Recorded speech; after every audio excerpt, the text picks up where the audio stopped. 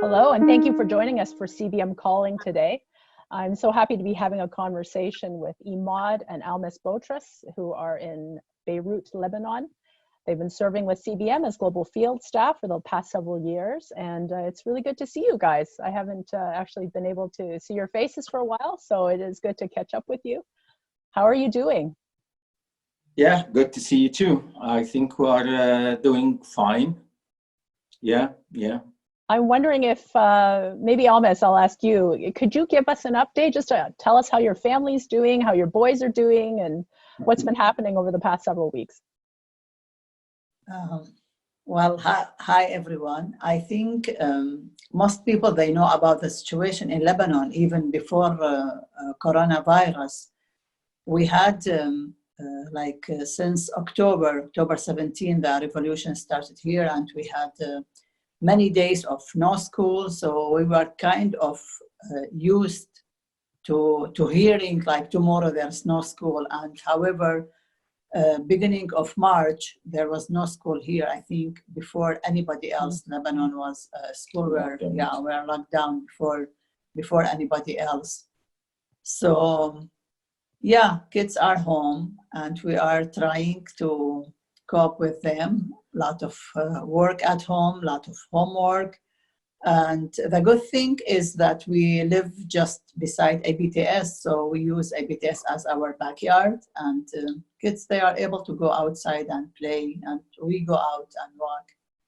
So this is the good thing about living here.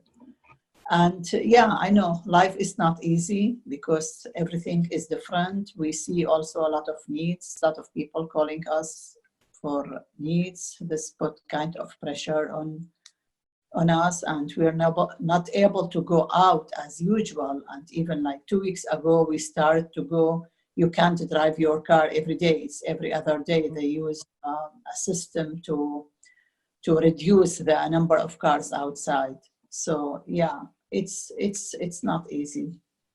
I'm wondering what the extent of the lockdown is. Here in Canada, we're still pretty free to drive and to go to the grocery store and that, but we're hearing from different fields where we're working from our staff that sometimes they're not even able to go outside, or they're only allowed a certain amount of hours in a week. I'm just wondering what it's like there in Lebanon.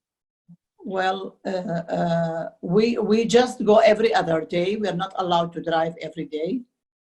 Plus, all stores would be closed at 5.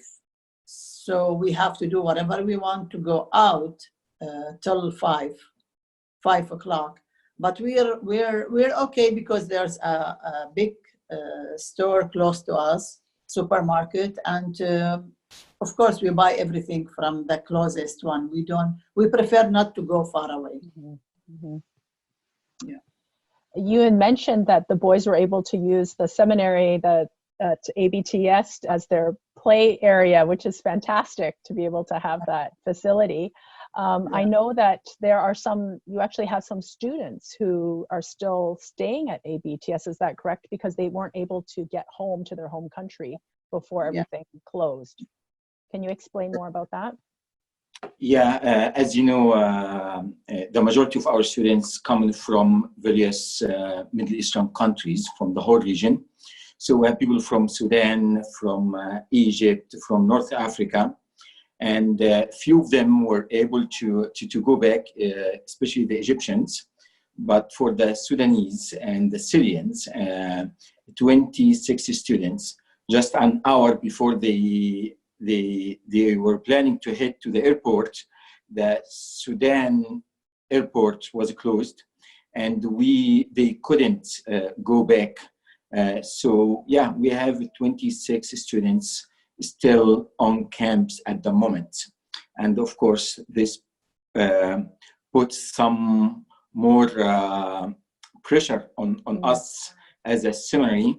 We were hoping to send everyone to home so they can be with their families and with the churches. And also, you know, because the medical system here is not really well prepared to in case something happened to one of our students. So this was our hope to send everyone.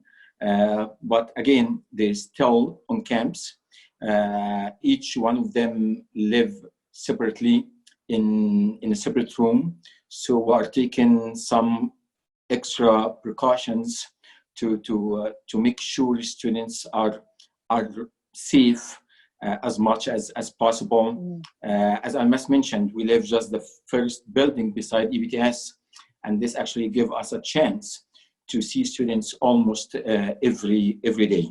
But it hasn't been easy for them because, as you know, they prepared the luggage, they want to see their families just next day, and all of a sudden everything shut down.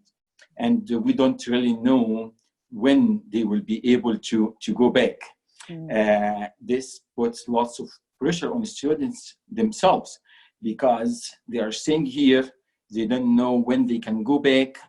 But I think they are able to cope with that more and more, especially in the last week since we start the online program for students. You know, we just think about how disappointing it must have been for them and all that they're experiencing emotionally. I think being separated from their families as well. So we want to keep them in our prayers.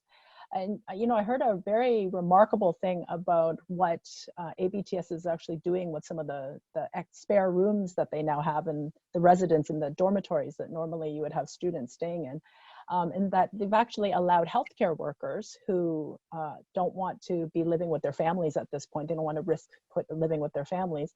And so they've opened up some of the rooms to allow healthcare workers to stay there on the premises. I'm wondering if you can tell us more detail about that. Yeah, the seminary has its own guest house where we welcome people to come, visitors to Lebanon. They can stay. It's kind of a hotel, but because, as Almess mentioned, since the revolution, and right now with the lockdown, we have this empty space, and we have been thinking how we can serve our community, serve the country, and the heroes in the front line, like doctors, nurses, the Red Cross workers. And since we have this space available, the seminary decided to offer this space for those who cannot really go back home for the sake of the safety of their families and relatives, to offer them a place where they can stay. So we have been offering this place now for almost over a week, and we have a good number of health workers staying at the seminary. And I think this is a great opportunity to serve those people.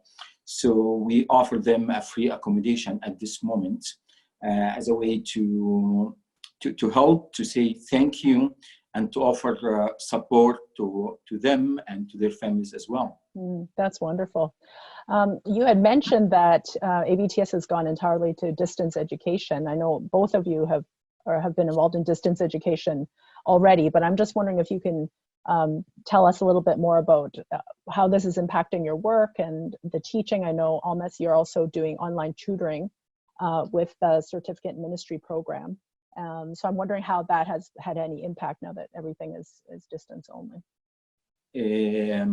Actually, we thank God for the certificate in ministry online program that we launched since 2015. So this gave us really a great opportunity when everything shut down and we needed to really start to think about how we can continue our education online. So this certificate or online certificate give us the opportunity to some extent to make this switch a bit easier for us because we have the system in place in advance. So those who sent home or those who are staying on camps, last week on April 8th, they start their online courses. So ABTS is still functioning, offering education to all of our students. And actually, it's a good opportunity not just for our residential students. As you know, when people are locked at home, they start to think, how we can fill our time, how we can use our time better. Mm-hmm. So the certificate program offers a great opportunity for those who are interested to use their time at this moment to develop their biblical knowledge, leadership skills. So we thank God for his leading us long ago to start to think about how we can serve those who cannot come and stay on campus with us. So this is a great opportunity. But Almess also has been involved in tutoring some students online long ago, and she can share more about that. Yeah, well, I started a year ago helping with online program. Of course, the program, like the course is there. The teachers prepare their material, but I coach everything, like do grading and talk to students. We meet twice through Zoom with all students. Like right now, I have, for the course I'm leading now, I have 19 students. They are Arabic speaking students because the program is in Arabic, but students are all over the world. I have students who is living now in Argentina, I have in Finland, and we still have in Lebanon too. So in many places, people are immigrating to places and still they feel more comfortable to learn in Arabic. And most of them, they are in ministry. So those courses are mainly for people who are in ministry, and it's not very hard and not, of course, easy. So they are learning a lot of skills. And for me, I'm enjoying it. This is first time to take a New Testament, and I'm enjoying it too. That's great. I'm wondering if there's some other updates you want to give as well. We have a lot of your supporters who are actually watching with us live, and we wanted to say hello to them. So Mark Bohan, I don't know if I'm saying your name right, Mark, but he, from Cambridge, is watching, and so is David Anderson, and greetings from the Andersons in Waterloo and from the Glencairn Church, and also Shirley Pierce is saying hello from Truro, Nova Scotia. And Jan Curry-Mutter is also saying, nice to see you guys. So I know there's others as well who are watching, supporters, but I'm just wondering if you have any other updates that you want to provide on the work that you're doing. First of all, it is good to see our partners, and we hope to see them all as well. But yeah, let me go back and mention a few things. First of all, as a family too, I think we thank God for the opportunity we have, though, as Almess mentioned at the beginning, it is a bit challenging, but we really count on those who have been praying for us, supporting us, and we are grateful for their messages, emails, and we thank God for that. And I usually tell them, we count on their prayers, and we are able to continue in ministry. We are able to adapt to those situations just because of you all who are watching, and we thank really God for you. And please, we always ask you to pray for us. So I want to take this opportunity and ask you, if you have any prayer requests, feel free to send them to us as well, because I'm sure all of us facing lots of challenges at this moment, and it would be great to hear from everyone and to pray for everyone as well. When it comes to ministry, it is mainly at the moment through the online teaching programs, Almess and myself, but actually the opportunity, as I mentioned, to live just close to students, it is important. We are able to meet students almost every other day. And as you said, Jennifer, it's very disappointing for them just to stay away from their families. They are worried, they don't really know when they will go back. So we are able to meet them just to have a brief chat, encourage them, pray with them.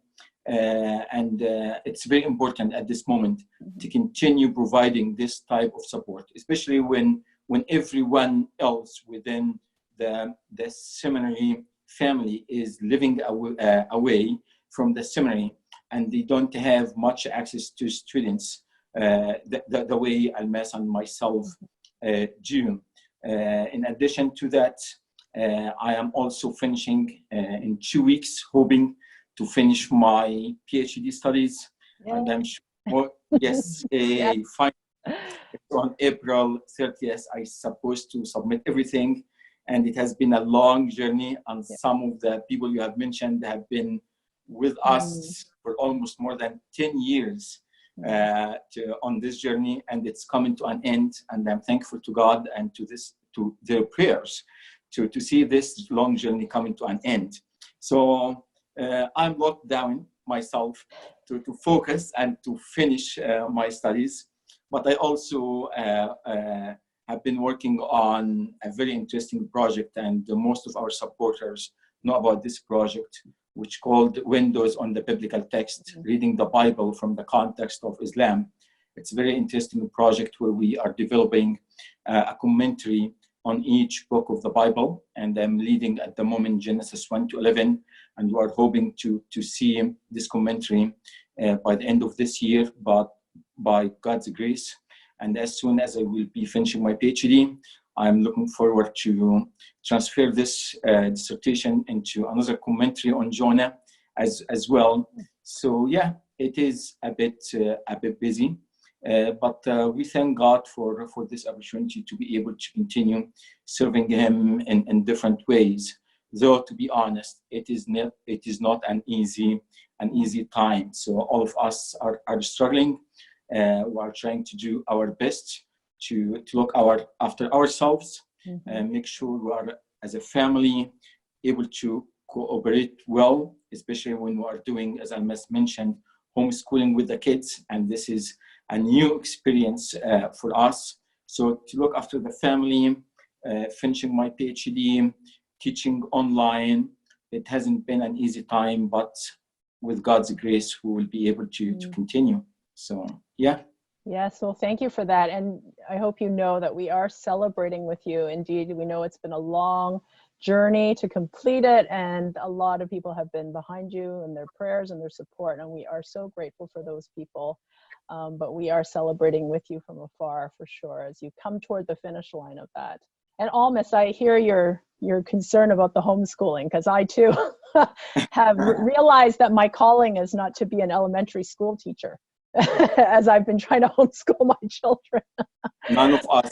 None of us. And we're so thankful for teachers, even more so after this is over. So we are almost coming to the end of this, but we want to take the opportunity to just remind people how they can get in touch with you guys. So you mentioned how people have been supporting you and staying in touch with you. And some people who are watching, they may not know how to do that. So if you go onto our website, which you should see right now on your screen, you can see that you can go under our story and to meet our people. And on there, when you click there, you should be able to see all of our staff and our field staff. So there is a little button that is located right next to your picture, a lovely picture with your family.